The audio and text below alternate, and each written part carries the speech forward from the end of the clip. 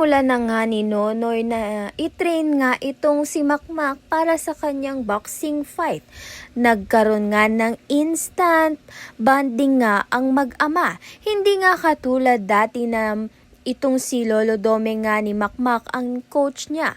Dito, seryoso nga itong si Nonoy na i-train nga ang kanyang anak na si Makmak. Subalit dismayado nga itong si Doming nang malaman nga niya na si Nonoy nga ang naging trainer nga nito ni Makmak.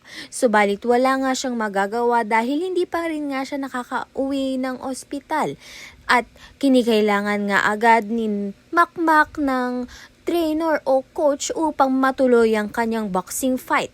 Kaya naman nga't nang sumabak na nga sa ring, ito ngang si Makmak ay hindi nagtagal na na-knockout nga niya ang kalaban. Kaya naman nga't effective nga ang pagtitrain nga sa kanya ng tatay Nonoy nga niya. Subalit laking gulat nga ng lahat nang biglang ang sumulpot itong si Nadia dahil wala nga siyang pinagsabihan na uuwi nga siya ng Pilipinas. Kaya naman nga't nagulat nga siya nang makita nga niyang magkasama nga itong si Nonoy at si Makmak. Kaya naman nga't yan at iba pa ang dapat nating pakaabangan. Maraming salamat sa iyong panunood.